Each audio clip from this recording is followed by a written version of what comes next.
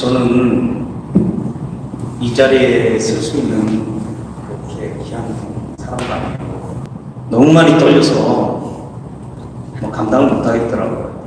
그러니까 어제도 교도소 들어가서 찬양도 하고 우리 제소자들한테는 설교도 하고 다 잘하는데 제가 있어야 할 곳이 이제 교도소고 또 우리 출소자들 형제님들이기 때문에 그런 형제님들과 같이 어떤 걸 해도 떨리질 않는데 오늘 제가 외부에 나와서 처음 나왔습니다. 처음이 나왔는데 정말 하나님께 감사드리고 또 이 자리를 통해서 제가 솔직하게 고백할 수 있는 그런 용기를 달라고 기차 타고 오면서도 하나님께 기도를 올렸습니다. 오늘 많은 분들 또 귀하신 분들하고 같이 나누고 싶은 제목은 기적입니다. 기적. 제가 막 기적을 행하는 그런 사람은 아니고요. 그런 은사를 받은 적도 없습니다. 교도소에서 제가 예수님을 만난 그런 얘기인데 지금 47살입니다. 저희 가족은 아버지가 국가유공자십니다. 군대에서 큰 사고가 나셔서 부상을 당하셔서 한쪽 다리를 잃고 어머니하고 나서 사시다가 제가 태어나기 전에 그러니까 제가 한 8개월째 어머니 뱃속에 있을 때 아버지가 돌아가셨어요. 그래서 제가 유복자로 태어났습니다.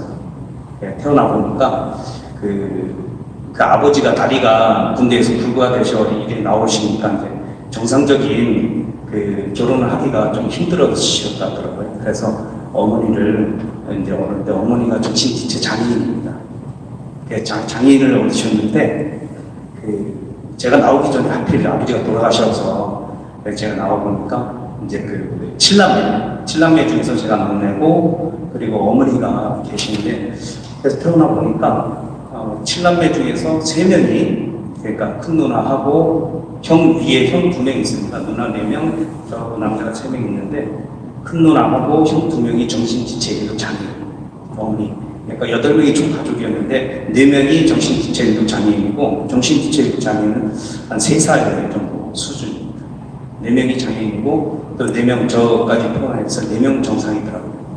어머니가 정신지체 장애인이다 보니까 동네에서 너무 핍박을 많이 하는 거예요. 그래서 저는 어머니가 성폭행 당한 거 3번 하겠어요. 3번. 사람들한테 이제 한이 생겼습니다. 저는 그런 사람들을 내가 이제 크면 가만히 놔두지 않겠다. 그리고 초등학교 입학했을 때도 작은 형이 학교를 입학했는데 형 교실에 가보니까 형을 때리고 또 말을 타고 형 친구들 보면서 도저히 용서할 수가 없었거든요. 제 마음속에 막 사람에 대한 미움과 원함과 한들이 너무 많이 쌓이게 되더라고요. 용서할 수 없다라는 생각을 하고 어렸을 때부터 이제 운동을 했습니다. 태권도를 하고 바퀴볼도 하고 그래서 운동을 계속 하다 보니까 나중에 중학교 정도 되니까 싸우는 자신이더라고요.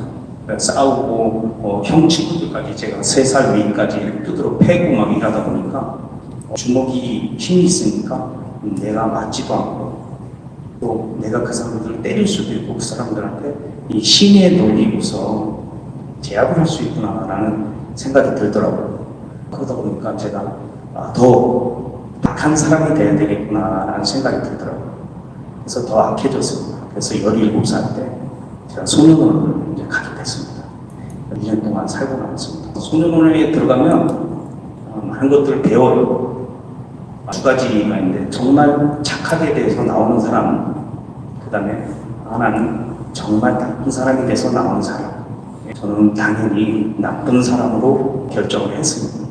그래서 17살 때 1년이라는 시간을 소년원에서 보내면서 악으로 깡으로 그리고 더한 힘을 키워야 되겠다라는 생각으로 강하게 운동만 하고 나와서 이제 본격적으로 조직폭력배의 길을 들어섰습니다. 조직폭력배에 들어와서도 너무 좋은 거예요. 많은 사람들이 나한테 힘이 되고 내가 어떤 일이 있어도 함께 하는구나. 가족들이 나한테도 생겼구나. 라는 생각에 열심히 해서 24살에 무두목이라는 획득까지 올랐습니다.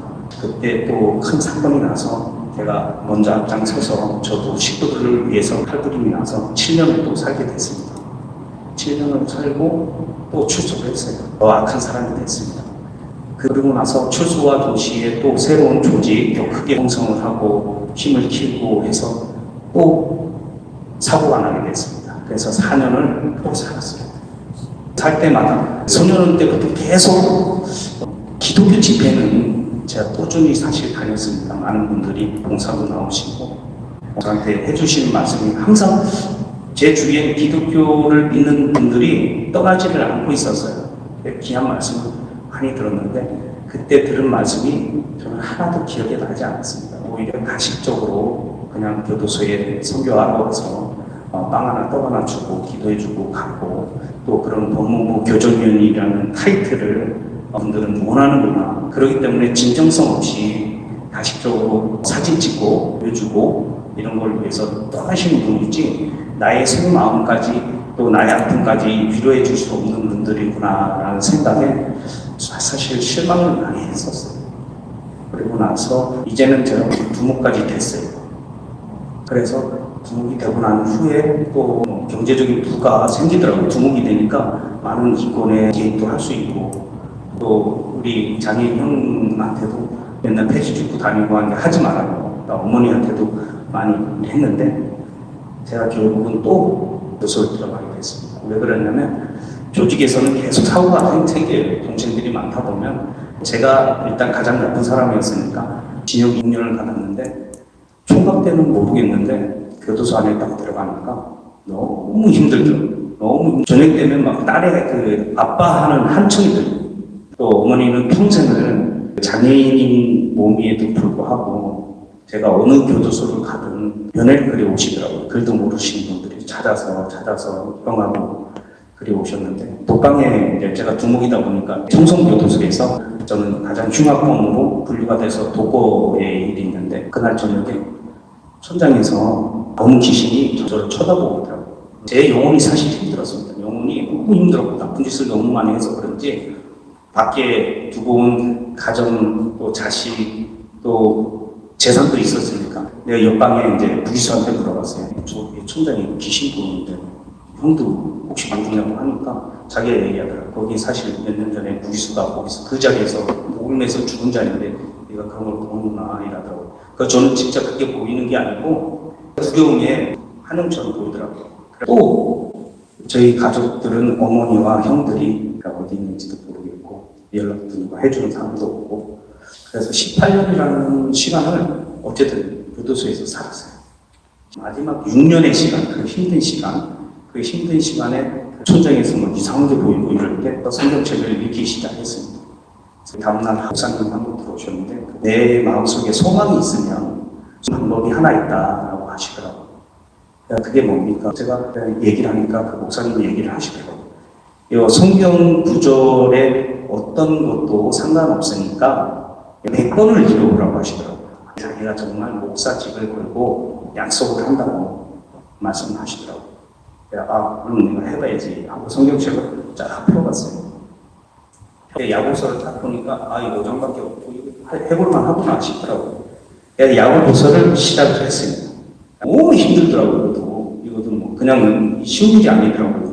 야고보서 100번을 딱 읽는데 마지막 55장 20절에 너희가 알 것은 죄인을 미혹된 길에서 돌아서게 하는 자가 그의 영혼을 사망에서 구원할 것이며 허다한 죄를 덮을 것입니다. 라는 말씀이 마지막 100번째 되는 마지막에 딱 가슴에 박히는 너희가 알 것은 죄인을 미혹된 길에서 돌아서게 하는 자가 그의 영혼을 저는 그렇게 생각해 본 적이 없는데 이게 나의 현실이 될지는 몰랐어요. 제가 느끼는 게 이제 여기서 끝나는 게 아니고 성경 필사를 한번 해봐야 되겠다라고 생각해서 성경 필사를 시작했습니다. 6년 동안 7번을 필사를 했어요.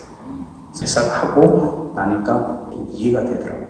중요한 거는 여기서 끝날 게 아니고 한번 내가 신앙을 한번 해봐야 되겠다라고 해서 기독교 담당 교도관하고 얘기를 했더니 그분들이 집중적으로 저를 가르쳐 주시는 제가 은혜를 귀한 은혜를 잊게 됐습니다. 그래서 그분들을 통해서 공부를 하고 또 교도소 안에서 2018년도에 제가 목사고시에 합격을 했어요. 그때부터 간도사 신분으로 교도소에 대한 문서 선교를 시작했습니다. 제가 받은 하나님의 은혜를 나 혼자만이 아니고 나도 나눠줘야 되겠다라는 생각이 들더라고요. 그리고 마음속에 있는 분노, 원한, 이런 악한 감정들, 이런 것들이 사실 다 사그러졌습니다.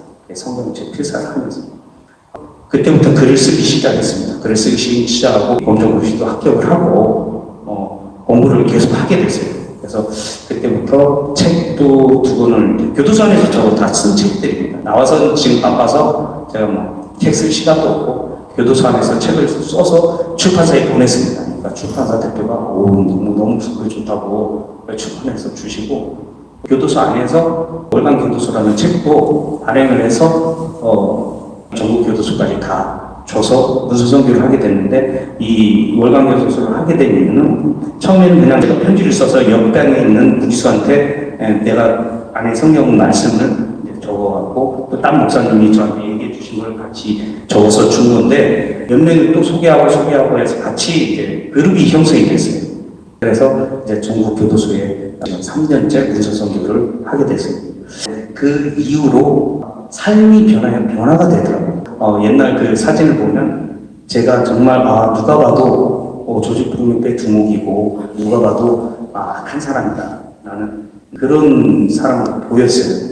근데 그 6년 살고 나왔는데 사람들이 저보고 굉장히 잘생겼대요. 그러고 내가 그 사람들 무슨 소리를 굉장히 잘생겼대요. 그리고 말도 굉장히 부드럽고 좋대요. 목사가 되고 나니까 굉장히 좋은 쪽으로 얘기를 한다. 감사하다니까. 아니다. 너의 옛날 모습은 안 좋았을 때는 굉장히 악한 게 맞다. 나쁜 모습이었는데 지금은 네가 좋은 모습으로 계속 변화되고 있어서 누나 역시도 계속 도와주고 싶은 거다. 저는 누구한테 후원을 받아서 하지 않았습니다. 10,000원짜리 한 장도 받아본 적도 없고 또 누가 저 같은 사람한테 후원할 사람도 없었고 저희 누나가 그 천진사범대학교 우리 저 가족 중에서 8명 중에서 반은 지체장애이면 반은 이 정상적인 사람인데 이 정상적인 누나들이 어렸을 때 배운 게 하나도 없는데 각자 다 팔려가고 시집가고 해서 거기서 다 검정고시를 있어요. 4명이 다 검정고시로 다 해서 셋째 누나 같은 경우에는 검정고시로 그 국민학교, 중학교, 고등학교 나오고 대학교까지 혼자 공부해서 이게 천진사범대학교에 최초로 중국어로 한국어를 가르치는 천진사범대학교 교수까지 됐어요. 그분이 이제 저를 이제 교도소에 있을 때 내가 예수님 만나서 올바르게 살겠다 이제 건달 안 하고 깡패 안 하고 올바르게 살겠다 할 때부터 도와주기 시작해서 도와줬어요. 여태까지. 그 월간 교도소를 하고 나서 이제 제가 출소를 했습니다. 나와서 제가 월간 교도소라는 이 책자를 발행하고 교도소 형제들한테 나눠주다 보니까 그 책을 보고 저한테 이제 연락을 하는 거예요. 제 연락처하고 다 적어놨거든요. 그래서 그 형제들이 모여서 우리가 조그만 골방에서 예배를 했었습니다. 예배를 했었는데 압구정동에 재소자를 운영하던 그 교회인데 담임 목사님 갑자기 돌아가신 거예요. 담임 목사님이 돌아가시고 코로나가 생기고 막 하다 보니까 교회는 있는데 이제 성도들도 다 떠나고 목사님들도 떠나고 이러다 보니까 그 건물이 그대로 남아있더라고요. 우리가 교도소 찬양단을 만들어서 출소자들하고 해서 예배를 하고 있었는데 공간이 없었는데 그 공간도 생기더라고요. 연락이 저한테 와서 그냥 예배하고 써라. 돌아가신 고 김준영 목사님께서 재소자들을 위해서 평생을 헌신하셨는데 그분이 저를 얘기를 몇 번을 언급을 하셨더라고요. 그래서 쓰라고 하더라고요. 그래서 거기서 출소자들이 이제 20년 정도가 모이게 됐어요. 모이게 돼서 거기에서 이제 예배를 계속 드리고 있습니다.